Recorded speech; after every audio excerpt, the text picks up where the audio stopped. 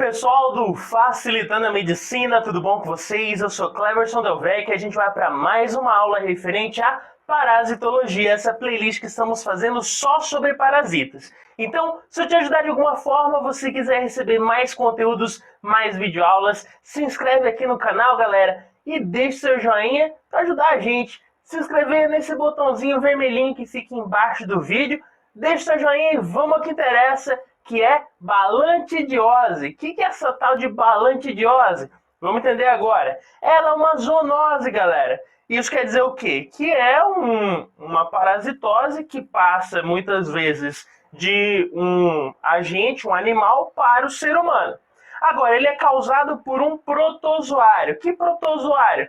Balantidio coli. E o que a gente pode falar sobre ele? Quais as características? Muito fácil. Primeiro, ele é do reino protista, até porque ele é um protozoário.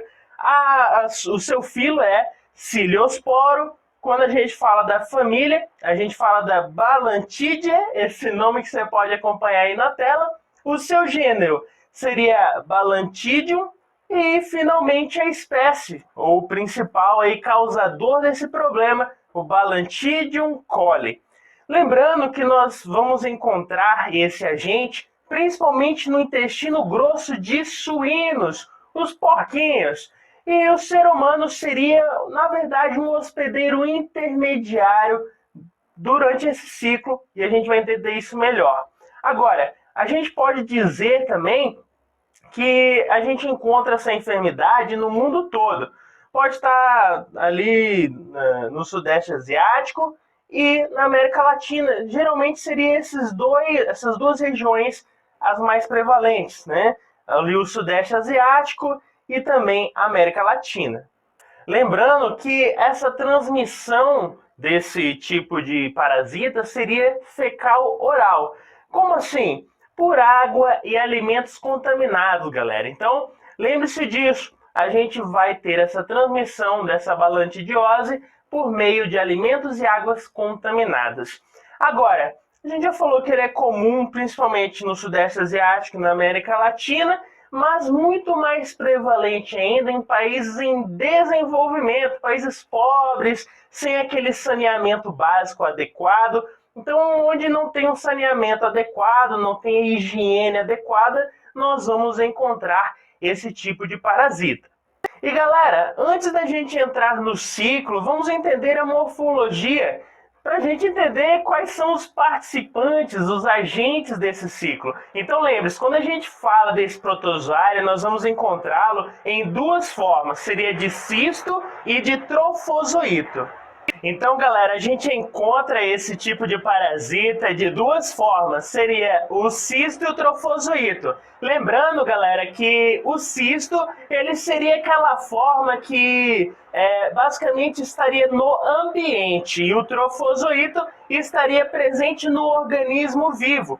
Agora, a gente tem que lembrar que esse cisto, as suas características, como a gente vê aí nessa imagem, ele vai ter o seu formato esférico, vai ter a sua coloração mais amarelada para esverdeada.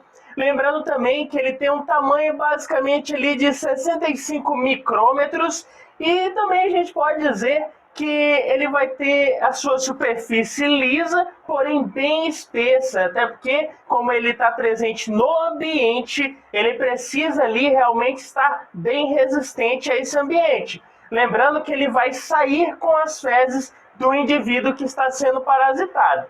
Já o trofozoito, que a gente pode dizer, é que ele tem o seu formato meio ovoide, porém pode variar esse tamanho. Agora, o seu tamanho seria basicamente de 100 micrômetros. Agora, a sua forma é ovoide ou pode variar, a gente tem que saber disso. E ele vai estar presente nos organismos, ou seja, no ser humano ou até mesmo lá no porco, no suíno. Então lembra que a gente tem o cisto, que vai ser aquela forma ali esférica, vai estar no ambiente, vai ser a forma basicamente inativa, se assim a gente pode dizer. E temos o trofozoito, que tem essa forma aí variável, mas ele vai estar dentro do ser humano ou do porco, do suíno, e é a forma ativa desse parasita. Galera, agora vamos falar do ciclo, mas eu quero dizer para você que aqui nós vamos destacar o ser humano, mas é claro que o suíno ele é o que faz parte desse processo. Mas primeiro vamos falar do ser humano. Olha só, nós temos um indivíduo que está contaminado e ao estar contaminado, ele vai ter ali dentro de si os trofozoítos, esse protozoário. E esse protozoário libera o que? Cistos. Os cistos que sairão com as fezes desse indivíduo. Agora, esse indivíduo faz necessidades em locais inadequados e acaba contaminando o quê? Água e alimentos que outra pessoa pode acabar ingerindo. Então lembre-se, outra pessoa pode chegar lá e comer aquela alface, aquela couve, aquela rúcula mal higienizada e acaba ingerindo o cisto que foi contaminado com aquelas fezes ali.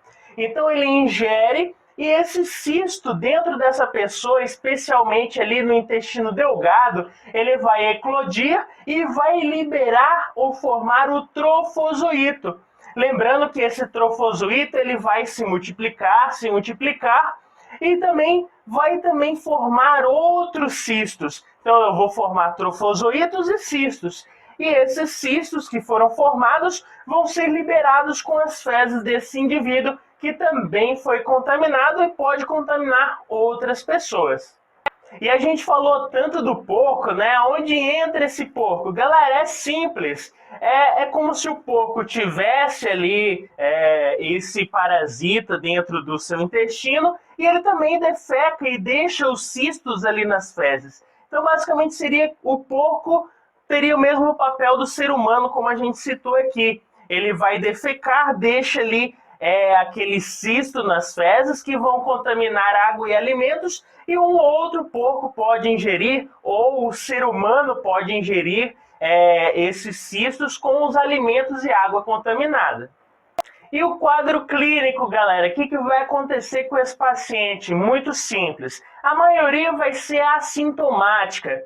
Porém, os que sentem os sintomas, a gente vai encontrar nesse paciente diarreia muito frequente, a pessoa pode ir até umas 15, 16 vezes ao banheiro, muita evacuação, aquelas fezes aquosas, mas também, além da diarreia, a gente pode estar alternando com constipação. Olha só que incrível, né? A pessoa às vezes tem a diarreia, às vezes nem vai ao banheiro. Lembrando também que essa pessoa vai ter ali aquela dificuldade de se alimentar, falta de apetite, também pode estar aí ocorrente muita flatulência, o famoso peidinho, né? Então a gente vai ter esse quadro clínico. Lembrando que pode cronificar esse problema e causar diarreias com presença de sangue.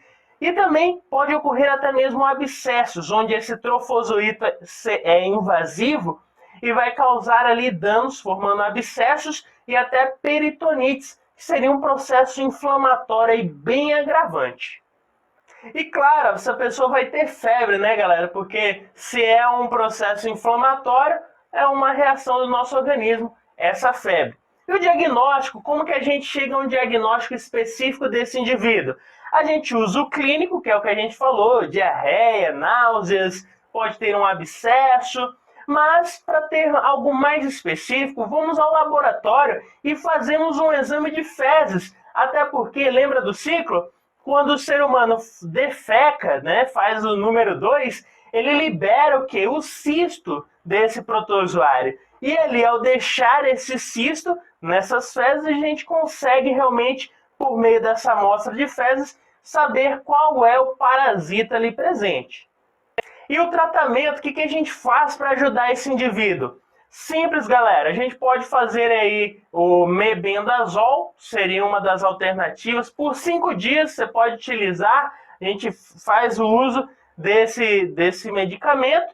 A gente pode utilizar o tinidazol, basicamente por 3 dias. Então seria aí alguns medicamentos que ajudariam esse paciente.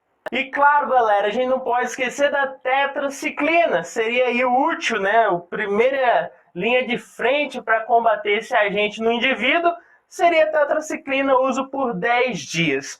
Então, pessoal, com isso fizemos mais um resuminho. Se eu te ajudei, deixa seu joinha, se inscreve no canal e vamos continuar os nossos estudos referentes às parasitas. Valeu?